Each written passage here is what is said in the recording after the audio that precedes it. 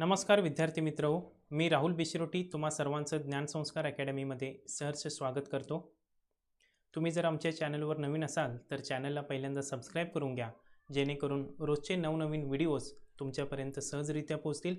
आम्ही दररोज live lecture घेतो किंवा एखादं रेकॉर्डेड लेक्चर यूट्यूबद्वारे तुमच्यापर्यंत पोहोचवण्याचा प्रयत्न करतो। जर तुम्ही आमच्या चॅनलला सबस्क्राईब केलात तर दररोजचे व्हिडिओज किंवा जेव्हा आपण लाईव्ह येऊ ते तुम्हाला सहजरित्या समजेल आणि तुम्ही ते लेक्चर अटेंड करू शकाल। हा एकच त्यामागचा हेतू आहे। आज आपण या व्हिडिओमध्ये इयत्ता 4थी प्राथमिक शिष्यवृत्ती परीक्षा जी या वर्षीपासून इयत्ता 4थीसाठी घेतली जाणार आहे। यापूर्वी इयत्ता 5वी आणि इयत्ता 8वीसाठी या परीक्षा घेतल्या जात होत्या, पण या वर्षीपासून इयत्ता 4थी आणि इयत्ता 7वी यावर्षी या परीक्षा होणार आहेत। मग या प्राथमिक शिष्यवृत्ती परीक्षेसाठी अभ्यासक्रम कोणता असणार आहे, किती विषय असणार आहेत, प्रत्येक विषयाला वेटेज किती आहे, प्रत्येक विषयावरती किती मार्क्सचे क्वेश्चन तुम्हाला विचारले जाणार आहेत, याचा संपूर्ण आढावा आपण या व्हिडिओमध्ये घेणार आहोत। चला तर मग बघूया प्राथमिक शिष्यवृत्ती परीक्षा इयत्ता 4थीचा अभ्यासक्रम कसा असणार आहे। या ठिकाणी पहिल्या स्लाइडमध्ये तुम्हाला दिसत असेल की महाराष्ट्र राज्य परीक्षा परिषद पुणे यांच्यामार्फत ही परीक्षा घेतली जाते। यामध्ये परीक्षेचे स्वरूप त्यांनी दिलेले आहे। यामध्ये 4 विषय आहेत। पेपर क्रमांक 1 मध्ये 2 विषय आणि पेपर क्रमांक 2 मध्ये 2 विषय। पेपर क्रमांक 1 मध्ये प्रथम भाषा म्हणजेच आपल्या सर्वांचा आवडता विषय मराठी, यांची प्रश्नसंख्या आहे 25। 25 प्रश्नासाठी आपल्याला 50 गुण असणार आहेत, म्हणजे एका प्रश्नासाठी 2 गुण। त्यानंतर गणितामध्ये एकूण 50 प्रश्न असणार आहेत, 50 प्रश्नांसाठी 100 गुण असणार आहेत। असा हा पहिला पेपर आहे, तो 1.5 तासांचा असणार आहे, म्हणजे एकूण 150 गुणांचा हा पेपर असणार आहे। 75 प्रश्न 150 गुणांसाठी असणार आहेत। त्यानंतर दुसरा जो पेपर असणार आहे यामध्ये सुद्धा 2 विषय आहेत। तृतीय भाषा म्हणजेच इंग्रजी आणि चौथा जो विषय आहे तो बुद्धिमत्ता चाचणी। तृतीय भाषेसाठी एकूण प्रश्नसंख्या आहे 25 आणि गुण आहेत 50 आणि बुद्धिमत्तासाठी 50 प्रश्न असणार आहेत आणि त्याच्यावरती 100 गुण आपल्याला मिळवायचे आहेत, बरोबर। असे एकूण पेपर 1 आणि पेपर 2 मिळून एकूण 300 गुणांची ही परीक्षा असणार आहे आणि प्रश्नसंख्या असणार आहे 150। क्लिअर आहे सर्वांना? एकूण किती? 150 प्रश्न आणि 300 गुण असणार आहेत। आता या ठिकाणी प्रश्नांची काठिण्य पातळी कशी असणार आहे बघा। सोप्या स्वरूपाचे प्रश्न हे 30% असणार आहेत, मध्यम स्वरूपाचे प्रश्न हे 40% असणार आहेत आणि कठीण म्हणजे थोडे अवघड हे 30% प्रश्न असणार आहेत। परंतु काही घाबरायची गरज नाही, कारण ज्ञानसंस्कार अकॅडमीमार्फत डेली क्लासेस होणार आहेत आणि जे कठीण स्वरूपाचे प्रश्नसुद्धा आपण सोप्या पद्धतीने सोडवण्याचा प्रयत्न या ठिकाणी करणार आहोत।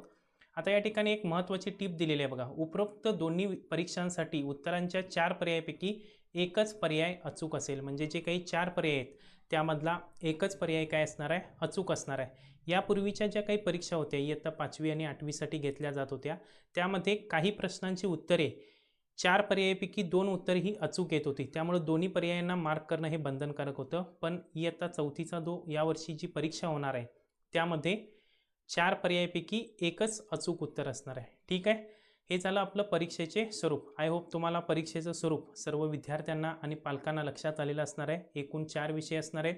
प्रथम भाषा म्हणजे मराठी, गणित, तृतीय भाषा म्हणजे इंग्रजी आणि बुद्धिमत्ता चाचणी, असे एकूण 150 प्रश्न असणार आहेत आणि 150 प्रश्नावरती एका प्रश्नाला 2 मार्क, असे एकूण 300 गुणांची ही परीक्षा होणार आहे। क्लिअर आहे सर्वांना? चला पुढे जातोय मी। आता या ठिकाणी आपण इन डिटेलमध्ये प्रत्येक विषयाचा अभ्यासक्रम काय असणार आहे तो बघणार आहोत। मी डिस्क्रिप्शन बॉक्समध्ये याची लिंकसुद्धा देईन आणि ग्रुपलासुद्धा आपल्या याची जी काही PDF आहे अभ्यासक्रमाची तीसुद्धा शेअर करेनच। या ठिकाणी बघा, प्रथम भाषा म्हणजेच मराठीसाठी एकूण प्रश्नसंख्या आहे 25।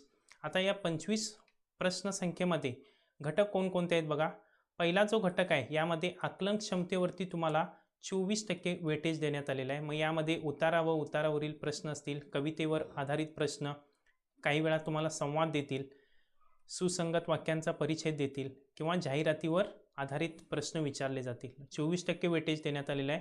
त्यानंतर दुसरा जो टॉपिक आहे शब्द संपत्तीवरील प्रभुत्व, तुमची व्होकॅब्युलरी कशी आहे हे या ठिकाणी अभ्यासलं जातं। याच्यासाठी वेटेज आहे बघा 40% वेटेज आहे, बरोबर। मग यामध्ये समानार्थी शब्द, विरुद्धार्थी शब्द, शब्दसमूहाबद्दल एक शब्द, समूहदर्शक शब्द, अलंकारिक शब्द असतील, जोड शब्द असतील, शब्दांच्या कोडी असतील, एका शब्दाचे भिन्न अर्थ म्हणजेच एका शब्दाचे वेगवेगळे अर्थ तयार होतात, बरोबर। त्यानंतर फॉर एक्झाम्पल घ्यायचं झालं तर वरचा अर्थ वरच्या बाजूला सुद्धा होतो आणि नवरा मुलगा असं होतो. या टाईपचे जे काही एकाच शब्दाचे भिन्न अर्थ तुम्हाला परीक्षेमध्ये विचारले जातात. अक्षर जुळवून अर्थपूर्ण शब्द तयार करायचा. त्यानंतर पिलूदर्शक शब्द, घरदर्शक शब्द, ध्वनिदर्शक शब्द, म्हणी आणि वाक्यप्रचार असे एकूण या शब्द संपत्तीवरील 40% वेटेज तुम्हाला देण्यात आलेलं आहे. त्यानंतर पुढचा घटक आहे बघा, कार्यात्मक व्याकरण. कार्यात्मक व्याकरणामध्ये आपण वर्णमाला इयत्ता पहिलीपासून शिकत आलेलो आहोत, अ आ इ ते ज्ञपर्यंत. याचा अभ्यास आपल्याला परत एकदा करायचा आहे. त्यानंतर शब्दकोशाप्रमाणे शब्दांचा क्रम लावणे, शब्दांच्या ज्या काही 8 जाती त्यामधल्या तुम्हाला या ठिकाणी 4 जातींचा अभ्यास करायचा आहे, नाम, सर्वनाम, विशेषण आणि क्रियापद. त्यानंतर लिंग, वचन, काळ, विरामचिन्ह, वाक्यांचे भाग, शुद्ध व अशुद्ध शब्द, प्रत्यय घटित व उपसर्ग घटित शब्द यांचा सुद्धा अभ्यास या कार्यात्मक व्याकरण या घटकामध्ये आपल्याला करायचा आहे. आणि याच्यासाठी वेटेज दिलेला आहे बघा 32% या घटकावर प्रश्न विचारले जाणार आहेत. त्यानंतर पुढचा घटक आहे बघा, भाषाविषयक सामान्य ज्ञान. मग भाषाविषयक सामान्य ज्ञानमध्ये आपल्याला लेखक व लेखकांचा परिचय, कवी, ग्रंथ व टोपण नावे, खेळ व खेळाडू, कोणते खेळाडू कोणत्या खेळाशी संबंधित आहेत यावरती सुद्धा काही प्रश्न विचारले जातात. दिनविशेष, विविध पुरस्कार, पदवी आणि किताब यावरती फक्त 4% वेटेज, म्हणजे याच्यावरती 2 ते 3 प्रश्न तुम्हाला परीक्षेमध्ये विचारले जातात. ठीक आहे, हा झाला मराठीचा अभ्यास. आता पुढचा जो विषय आहे तो म्हणजे गणित. गणित जरी सर्वांना अवघड वाटत असला तरी काही घाबरायची गरज नाही, कारण मी स्वतः बेसिकपासून तुमची तयारी करून घेणार आहे. कोणती स्पर्धा परीक्षा असेल तर त्याच्यामध्ये गणितामधला पहिला टॉपिक असतो संख्या प्रणाली किंवा संख्याज्ञान. संख्यांचं ज्ञान जर तुम्हाला व्यवस्थित असेल तरच तुम्ही गणितामधल्या ज्या काही क्रिया असतील, मूलभूत क्रिया असतील किंवा शाब्दिक उदाहरणं असतील हे तुम्ही सॉल्व्ह करू शकणार आहात. जर संख्या ज्ञानच तुम्हाला नसेल तर तुम्ही गणित सोडवू शकणार नाही. त्यामुळं कोणत्याही स्पर्धा परीक्षेमध्ये संख्याज्ञान हा पहिला टॉपिक असतो. मग यामध्ये बघा आपल्याला संख्या व संख्यांचे प्रकार अभ्यासायचे आहेत. मग त्यामध्ये आंतरराष्ट्रीय संख्या चिन्ह असतील, त्यांचं वाचन कसं करायचं, लेखन कसं करायचं याचा अभ्यास आपल्याला करायचा आहे. 5 अंकापर्यंतच्या संख्यांचे वाचन, मग 1 अंकी, 2 अंकी, 3 अंकी, 4 अंकी, 5 अंकी, मॅक्झिमम 5 अंकीपर्यंत तुम्हाला प्रश्न विचारले जातात. त्यानंतर अंकांची जी काही दर्शनी किंमत असेल, स्थानिक किंमत असेल किंवा त्या अंकांची विस्तारित मांडणी कशी करायची याच्यावरती सुद्धा हमखास प्रश्न विचारले जातात. मोठ्यात मोठी व लहानात लहान संख्या कोणती किंवा मोठ्यात मोठी व लहानात लहान संख्यांची बेरीज किती, मोठ्यात मोठी व लहानात लहान संख्यांतील फरक किती, मग ती 2 अंकी संख्या असेल, 3 अंकी असेल किंवा 4 अंकी असेल, या टाईपचे प्रश्न याच्यामध्ये विचारले जातात. संख्यांचा चढता व उतरता क्रम लावणे, 1 ते 100 संख्यावर आधारित प्रश्न. मग या 1 ते 100 संख्यामध्ये नैसर्गिक संख्या आल्या, समसंख्या आल्या, विषम संख्या आल्या, मूळ संख्या आल्या, संयुक्त संख्या आल्या, या सर्व संख्यांचा आपणास अभ्यास करायचा आहे. ठीक आहे, हा झाला पहिला घटक. दुसरा घटक बघा, संख्यावरील क्रिया. गणितामध्ये संख्यावरील क्रिया या 4 असतात, बेरीज, वजाबाकी, गुणाकार आणि भागाकार. या 4 जर क्रिया आणि त्यांचे जे काही बेसिक नियम आहेत हे जर तुम्हाला माहीत असतील तर गणित हा विषय एकदम सोपा आहे आणि मॅक्झिमम पैकीच्या पैकी गुण मिळवून देणारा हा गणित विषय आहे. यामध्ये आपल्याला बेरीज, वजाबाकी, गुणाकार आणि भागाकार या संख्यावरील क्रियांचा अभ्यास करायचा आहे. त्यानंतर पुढचा तिसरा घटक आहे बघा, अपूर्णांक. मग अपूर्णांकांचं वाचन कसं करायचं, लेखन कसं करायचं याचा अभ्यास करायचा आहे. व्यवहारी अपूर्णांक, मग याच्यामध्ये समछेद अपूर्णांक. समछेद अपूर्णांक म्हणजेच काय, छेद समान असणार आहे. भिन्नछेद अपूर्णांक म्हणजेच छेद काय असणार आहे, भिन्न असणार आहे. त्यानंतर अपूर्णांकामध्ये लहान मोठेपणा, चढता उतरता क्रम जसा लावतो त्याच पद्धतीनं अपूर्णांकांचा सुद्धा चढता आणि उतरता क्रम याच्यावरती प्रश्न विचारले जातात. अंशाधिक, छेदाधिक आणि पूर्णांकयुक्त अपूर्णांक. अंशाधिक अपूर्णांक म्हणजे अंश हा छेदापेक्षा मोठा असतो. छेदाधिक अपूर्णांक म्हणजे छेद हा अंशापेक्षा मोठा असतो. त्यानंतर अपूर्णांकांची तुलना, लहान मोठेपणा याचा संपूर्ण अभ्यास आपणाला या व्हिडिओमध्ये करायचा आहे. पुढे जातोय, चौथा घटक बघा, मापन किंवा महत्त्वमापन. मग यामध्ये दैनंदिन जीवनातील उदाहरणं तुम्हाला परीक्षेमध्ये विचारली जातात. मग सकाळी उठल्यापासून रात्री झोपेपर्यंत जी काही आपण मापन पैशाच्या स्वरूपात असतील किंवा समजा तुम्ही दुकानात गेला, दुकानात काहीतरी साखर वगैरे आणायला गेला, साखर कशामध्ये मोजतो आपण, 1 किलो साखर द्या म्हणतो किंवा 2 किलो साखर द्या, म्हणजे जी काही दशमान परिमाण आहेत यांचा अभ्यास आपल्याला या ठिकाणी करायचा आहे. त्यानंतर दिनदर्शिका असेल, कॅलेंडर, जानेवारी ते डिसेंबरपर्यंतचे जे काही महिने आहेत, एकूण महिने किती, लीप वर्षामध्ये एकूण दिवस किती असतात, या सर्वांचा अभ्यास आपल्याला या ठिकाणी करायचा आहे. त्यानंतर व्यवहार ज्ञान म्हणजेच पैसे असतील, नाणी असतील, नोटा असतील या सर्वांचा अभ्यास आपल्याला या मापन आणि महत्त्वमापन या टॉपिकमध्ये करायचा आहे. आकृतिबंध हा 5वा टॉपिक आहे. यामध्ये भौमितिक आकार असतील, संख्या आणि विविध मुक्त हस्त आकृती असतील. मग भौमितिक आकार कोणते असतील? चौकोन असेल, त्रिकोण असेल, वर्तुळ असेल, काही असेल, पंचकोन, षटकोन असेल. विविध मुक्त हस्त आकृत्या, मग आकृती कशी असेल एकाची, या पद्धतीच्या सुद्धा मुक्त हस्त आकृत्या दिलेल्या असतील. याची तुम्हाला परिमिती काढायला सांगतील, बरोबर, बाजूची लांबी काढायला सांगतील. या पद्धतीचे प्रश्न याच्यामध्ये विचारले जातात. पुढचा प्रश्न बघा, भूमिती. गणितामध्ये अंकगणित आणि भूमिती असे 2 प्रकार आहेत. मग भूमितीमध्ये आपल्याला सर्व भौमितिक रचनांचा अभ्यासक्रम करायचाच आहे. मग त्या भौमितिक रचनामध्ये कोण आला, मग त्यामध्ये कोणाचे प्रकार आले, बरोबर. आता एखादा वर्तुळ काढला तर त्याला केंद्रबिंदू येणार, त्रिकोण काढला तर त्याला शिरोबिंदू येणार. त्यानंतर त्रिकोणाचे क्षेत्रफळ असेल, त्रिकोणाची परिमिती असेल, चौकोनाची परिमिती, चौकोनाच्या बाजू असतील, चौकोनाचे कर्ण असतील. या सर्वांचा अभ्यास आपल्याला या घटकामध्ये करायचा आहे. मग शंकू, गोल, दंडगोल, इष्टिकाचिती, घनाचे घनफळ याचा सुद्धा अभ्यासक्रम आपल्याला या घटकामध्ये करायचा आहे. त्यानंतर शेवटचा टॉपिक आहे चित्रालेख, चित्ररूप माहितीचे आकलन. मग यामध्ये तुम्हाला काही वेळा ग्राफसुद्धा दिले जातील. त्या ग्राफवर आधारित तुम्हाला प्रश्न विचारले जातात. अशा पद्धतीनं हा गणिताचा अभ्यासक्रम होता. आता पुढचा जो पेपर 2 मधला पहिला विषय म्हणजेच तिसरा विषय आहे तृतीय भाषा म्हणजेच इंग्रजी हा विषय. इंग्रजी विषयामध्ये बघा, घाबरून जायचं काही कारण नाही. मराठी विषयामध्ये जसं आपल्याला व्याकरण आहे, मराठीमध्ये जसं उतारा, त्यानंतर व्होकॅब्लरी म्हणजे शब्दसंग्रहावरील जे काही शब्द येतात त्याच टाईपचे प्रश्न इंग्रजीमध्ये सुद्धा आहेत. मग याच्यामध्ये पहिला घटक अल्फाबेट्स, मराठीमध्ये वर्णमाला, इंग्रजीमध्ये अल्फाबेट्स, A to Z एकूण 26 अल्फाबेट्स आहेत. याचा आपल्याला चांगल्या पद्धतीनं अभ्यास झालेला असणार आहे. अभ्यास झालेला नसला तरी मी स्वतः तुमच्याकडून करून घेणार आहे. A to Z पर्यंतचे जे काही 26 अल्फाबेट्स आहेत, कॅपिटल लेटरमध्ये कसे लिहायचे, स्मॉल लेटरमध्ये कसे लिहायचे, याच्यावरती सुद्धा तुम्हाला प्रश्न विचारले जातात. एखादा दुसरा प्रश्न याच्यावरती विचारला जातो. 4% वेटेज याला देण्यात आलेला आहे. त्यानंतर पुढचा टॉपिक बघा, व्होकॅब्लरी. हा महत्त्वाचा घटक आहे. व्होकॅब्लरी तुमच्याकडे शब्दसंग्रह जास्त असेल तर तुम्ही कोणत्याही प्रश्नांची उत्तरं विदिन सेकंडमध्ये देऊ शकता. मग या ठिकाणी बघा, ॲक्शन वर्ड्स असतील, describing words, rhyming words, opposite words, word register, finding small words from the given bigger words. म्हणजे एखादा मोठा शब्द देतात तुम्हाला, एक 7 अक्षरं 8 अक्षरं असतील आणि त्याच्यापासून आपल्याला वर्ड्स, मिनिंगफुल वर्ड्स तयार करायचे असतात. त्यानंतर डिक्शनरी स्किल म्हणजे उतारा दिलेला असतो किंवा शब्द शोधून लिहायचे असतात आपल्याला. Parts of human body, plants, animals, names of birds, animals, their living places and sounds. त्यानंतर कंपॅरिझन असेल, नेम ऑफ कलर्स असतील, थिंग्स असतील, शेप्स असतील, व्हेजिटेबल्स, फ्रूट्स आणि गेम्स. म्हणजे दैनंदिन जीवनातील जी काही आपण रोज घरामध्ये असेल किंवा शाळेमध्ये ज्या वस्तू आपण वापरतो त्याची इंग्लिशमध्ये नावं आपल्याला माहीत असणं गरजेचं आहे. एवढंच आहे याच्यामध्ये. 4थीची लेवल जर तुम्ही बघताय तर जास्त काही तुम्हाला अवघड विचारत नाही आहेत. पुढचा बघा, तिसरा घटक आहे पंक्च्युएशन मार्क्स. मग पंक्च्युएशन मार्क्स म्हणजेच फुल स्टॉप असेल, कॉमा असेल, क्वेश्चन मार्क, एक्सक्लेमेशन मार्क म्हणजेच जे काही पूर्णविराम, अपूर्णांक, स्वल्पविराम असेल, उद्गारवाचक चिन्ह असेल, प्रश्नचिन्ह असेल, याचा अभ्यास आपल्याला या टॉपिकमध्ये करायचा आहे. त्यानंतर पुढचा घटक आहे न्यूमरिकल इन्फॉर्मेशन. न्यूमरिकल इन्फॉर्मेशन बघा, डेज ऑफ द वीक, आठवड्याचे वार किती, मंथ ऑफ द इयर, वर्षाचे महिने किती, मग त्या प्रत्येक महिन्यामध्ये दिवस किती, याचा अभ्यास आपला याच्यामध्ये सुद्धा होणार आहे, गणितामध्ये सुद्धा होणार आहे आणि बुद्धिमत्तामध्ये सुद्धा होणार आहे. त्यामुळं न्यूमरिकल इन्फॉर्मेशन ज्या काही बुद्धिमत्ता रिलेटेड आहेत हा आपला टॉपिक परफेक्टच होणार आहे. त्यानंतर पुढचा बघा, 5वा टॉपिक आहे क्रिएटिव्ह थिंकिंग. मग याच्यामध्ये काही पिक्चर देतील, क्लूज देतील, मेसेजेस, मोटोज असतील, सॉल्विंग, पझल सॉल्व करायला देतील तुम्हाला. या पद्धतीचे प्रश्न क्रिएटिव्ह थिंकिंगमध्ये याला वेटेज दिलेला आहे 12%. स्टॉक एक्सप्रेशन्स बघा, ग्रेटिंग्स असतील, त्यानंतर एक्सप्रेशन अँड पिक्चर्स दिलेले असतील. याच्यावरती सुद्धा एक 3 ते 4 प्रश्न विचारले जातात.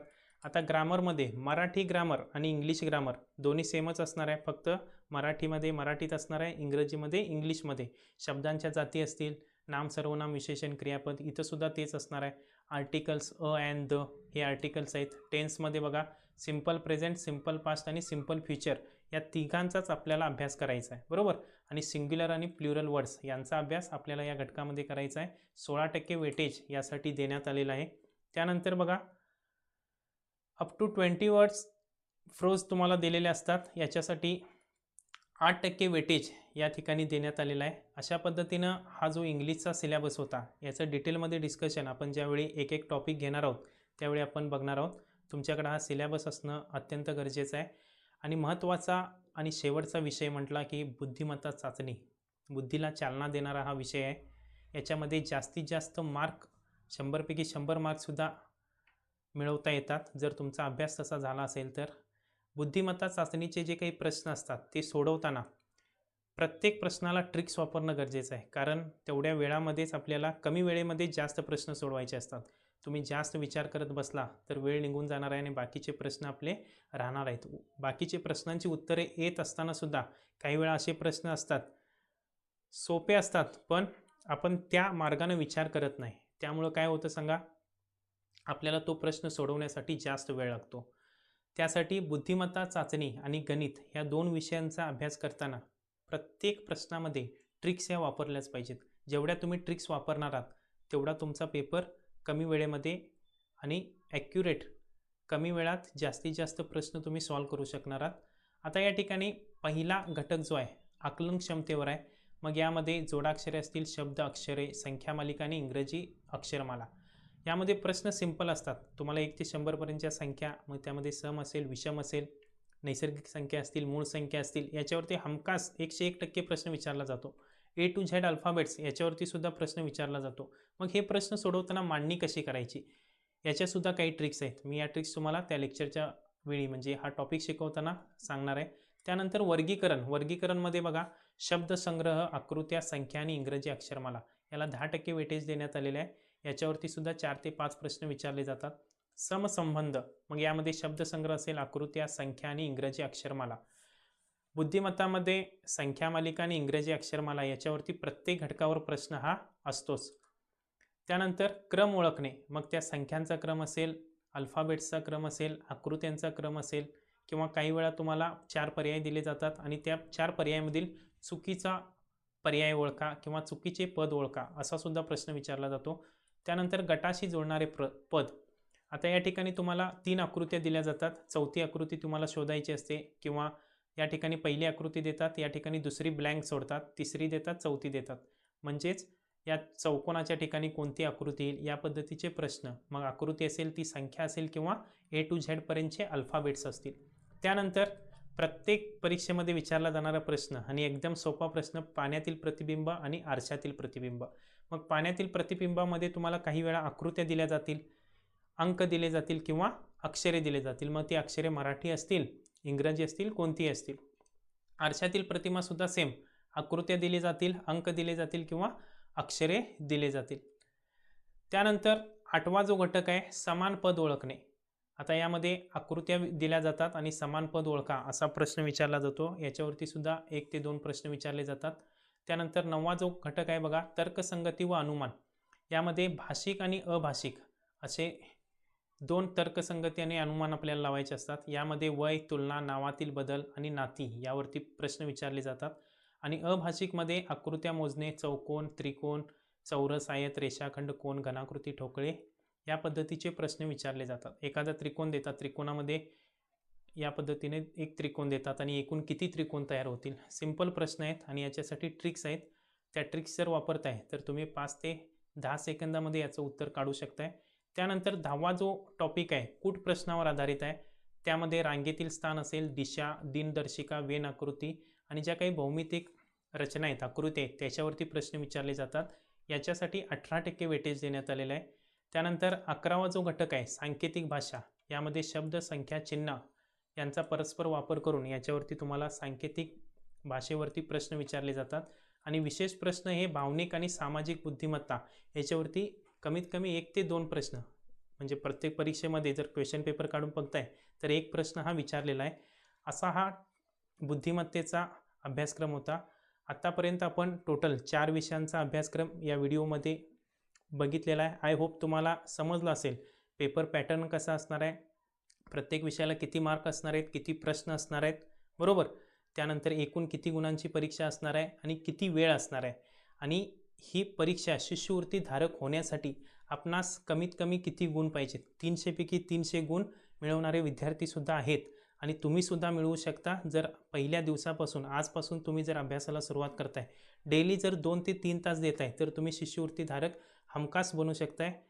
आता या शिष्यवृत्ती परीक्षेसाठी सामोरं जाताना काही जण ट्युशन लावलेले असतील, खेड्यातील विद्यार्थी शहरापर्यंत जाऊन पोहोचत नाहीत, त्याच्यासाठीच ज्ञानसंस्कार अकॅडमी ऑनलाईन कोर्स घेऊन आलेले आहे. मग ही 4थी आणि 7वीची ऑनलाईन बॅच आम्ही नव्यानं सुरुवात करीत आहोत. सोमवारपासून ही बॅच चालू होणार आहे. यामध्ये लाईव्ह लेक्चर्स असणार आहेत, दररोज लाईव्ह लेक्चर असणार आहेत.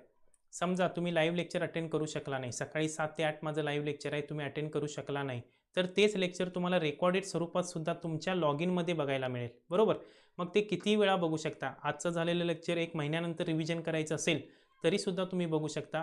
संपूर्ण अभ्यासक्रमाचे सखोल मार्गदर्शन आम्ही करणार आहोत. त्यानंतर प्रत्येक घटकानुसार आता मराठीमध्ये 6 ते 7 टॉपिक आहेत. प्रत्येक टॉपिकची टेस्ट आम्ही घेणार आहोत. 20 ते 25 मार्कांच्या टेस्ट असतात आणि टेस्ट दिल्यानंतर लगेचच तुम्हाला रिझल्टसुद्धा त्या ठिकाणी बघायला मिळेल. त्यानंतर तुमचा जो सिलेबस आहे, सिलेबस कॉपी तरी मी देईनच, तुम्हाला तो लिहून काढायचा आहे. त्यानंतर प्रत्येक घटकाच्या नोट्ससुद्धा PDF स्वरूपात तुम्हाला मी देत जाईन. त्यानंतर काही शंका वगैरे तुम्हाला असतील, ते शंका निरसन सत्रसुद्धा आम्ही राबवणार आहोत. मागील वर्षाच्या ज्या काही प्रश्नपत्रिका आहेत त्याचंसुद्धा विश्लेषण घेणार आहोत आणि या कोर्सचा कालावधी 1 वर्ष असणार आहे. म्हणजेच हा कोर्स आहे, ही बॅच आहे, ही परीक्षा होईपर्यंत असणार आहे आणि परीक्षा झाल्यानंतरसुद्धा 1 वर्षापर्यंत तुम्ही त्यामधील व्हिडिओ काय करू शकता, बघू शकता. मग रिव्हिजनसाठी बघू शकता किंवा तुमचा छोटा भाऊ असेल, बहीण असेल, त्याच्यासाठी सुद्धा हा व्हिडिओ किंवा हे लेक्चर्स उपयुक्त ठरू शकतात. याच्यासाठी काय करायचं आहे, तुम्हाला प्ले स्टोअरमध्ये ज्ञानसंस्कार अकॅडमी या नावानं ॲप आहे. हे ॲप तुम्हाला डाउनलोड करून घ्यावं लागेल. त्याची लिंक मी डिस्क्रिप्शन बॉक्समध्ये देईन. मग याच्यामध्ये इयत्ता 4थीसाठी सेपरेट कोर्स आहे आणि इयत्ता 7वीसाठी सुद्धा सेपरेट कोर्स आहे. हा कोर्स तुम्हाला तिथून परचेस करायचा आहे किंवा जर तुम्हाला समजत नसेल कोर्स कसा परचेस करावा, तर या नंबरवरती कॉन्टॅक्ट करायचा आहे. 96 966 521 5931 या क्रमांकावर संपर्क साधायचा आहे किंवा हा आमचा पत्ता आहे, डॉक्टर्स कॉलनी, साई मंदिर रोड, पहिला मजला, माजी सैनिक पतसंस्था, गडहिंग्लज. या ठिकाणी तुम्ही प्रत्यक्ष येऊनसुद्धा तुमच्या मुलाचं किंवा पाल्याचं ॲडमिशन कन्फर्म करू शकता. दररोज लाईव्ह लेक्चर्स होणार आहेत, त्यामुळं बिनधास्तपणे या बॅचला ॲडमिशन घ्या आणि आपल्या मुलाचं तसंच तुमचंसुद्धा स्वप्न सत्यात उतरवा. कारण शिष्यवृत्ती परीक्षा आत्तापासून जर तुम्ही या स्पर्धा परीक्षेमध्ये यश संपादन करत गेलात, तर पुढं जाऊनसुद्धा तुम्हाला 10वी 12वी ग्रॅज्युएशननंतर ज्या काही MPSC UPSC सारख्या ज्या स्पर्धा परीक्षा आहेत त्याचा हा पाया म्हणायला काही हरकत नाही. त्यामुळंच ज्ञानसंस्कार अकॅडमी ऑनलाईन बॅच चालू झालेली आहे. तुम्हाला जर प्रवेश घ्यायचा असेल तर नक्कीच ज्ञानसंस्कार अकॅडमी ॲप डाउनलोड करा. तिथूनसुद्धा डायरेक्ट तुम्ही कोर्स परचेस करू शकता किंवा 966 521 5931 या क्रमांकावर संपर्क साधून तुमचा प्रवेश निश्चित करा. आपण सर्वजण हा व्हिडिओ शेवटपर्यंत पाहिलात त्याबद्दल धन्यवाद. तुम्हाला हा जर व्हिडिओ आवडला असेल तर नक्कीच लाईक करा आणि तुमच्या मित्रमैत्रिणींपर्यंत हा व्हिडिओ पोचवा, जेणेकरून त्यांनासुद्धा या क्लासेसचा फायदा घेता येईल. त्यानंतर अजूनही तुम्ही जर आमच्या चॅनलला सबस्क्राईब केला नसाल तर चॅनलला सबस्क्राईब करून घ्या, जेणेकरून रोजचे नवनवीन व्हिडिओज तुमच्यापर्यंत सहजरित्या पोहोचतील. धन्यवाद.